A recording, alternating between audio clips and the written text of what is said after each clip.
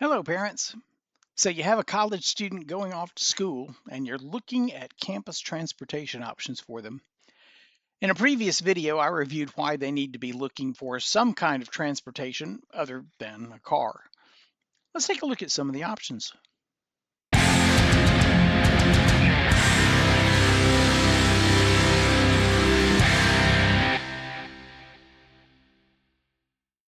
Hi, everyone. Welcome back to Bike Like a Dog. This is one of several in a series, so be sure you like and subscribe. Yes, we will be talking about motorcycles today. Thanks.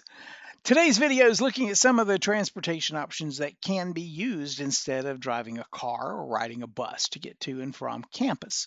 And to be honest, one purpose of this particular video is to serve as an eye-opener and get us to reevaluate some of the things that we think we know. For example, we consider this to be safe, but this isn't. This is safe, but this is not. Yes, no, safe, death machine. All right, before we get into looking at some of these things, I want to provide a little bit of background why I got into this. I live in an area just south of Atlanta called Peachtree City, Georgia. It's called a golf cart capital because we have over 100 miles of golf cart paths all through the city. You can get virtually anywhere in the city on a golf cart, and we do have some cool ones. But one of the ordinances for the golf cart paths is that vehicles cannot exceed 20 miles per hour. That's going to be very similar to what you encounter on campus, okay? Now, these vehicles, it's not that they can't exceed 20 miles per hour, but they can't be designed to provide power at speeds more than 20 miles per hour. In other words, Class 1 and Class 2 electric bikes are acceptable because they're limited to providing power assist up to 20 miles per hour.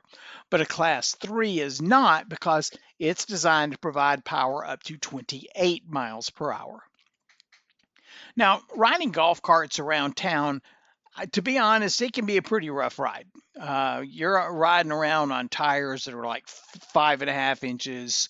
And some of them are smaller, some of them are larger, depending on customizations. But when you're running over sticks and pine cones and these places in the road where the roots have thrust the asphalt up and stuff, it can be pretty rough and jarring because that's the way wheels are. That's why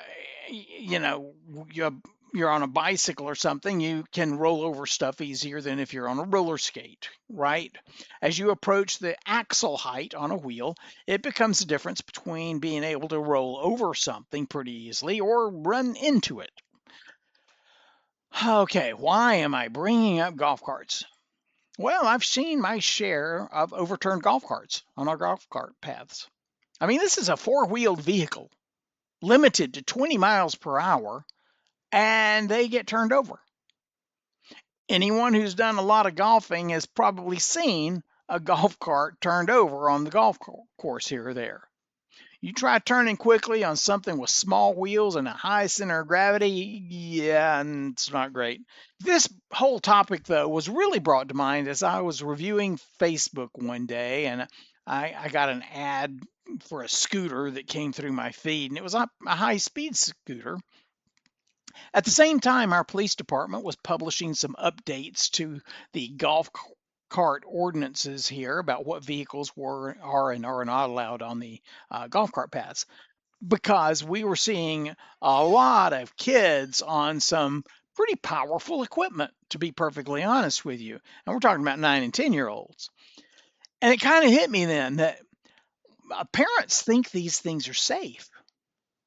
A one-wheel board that goes 25 or 30 miles per hour, an electric skateboard that goes 50 plus miles per hour, an electric scooter going highway speeds. Well, you get it. Now, full disclosure, my son had an electric skateboard his freshman year at the University of Georgia. So I kind of fell into this trap. Okay. Now, his girlfriend also had one. She broke her elbow that spring when she had a fall. And yet people think we're crazy for getting him a motorcycle. Okay, on a Mars XT scooter, you can go up to 65 miles an hour on 6.5-inch wheels. The Wraith electric skateboard has a top speed of roughly 68 miles per hour on wheels less than 3.5 inches in diameter. Well, that's safe, right? Let's get back to our conversation earlier about being able to roll over obstacles and stuff. If a wheel's only about 3 inches in diameter, you try to go over anything more than about a quarter of an inch, and it's going to be like hitting a brick wall. But this, oh man, you start wanting to get one of these bad boys, and you are crazy. Sporting a 124cc gas engine, these monsters are cranking out almost 9 horsepower. I mean, these things have a top speed of around 50 to 55 miles per hour, and they race by on these giant 17-inch wheels. The very idea. No child of mine will be caught on one of those. Right.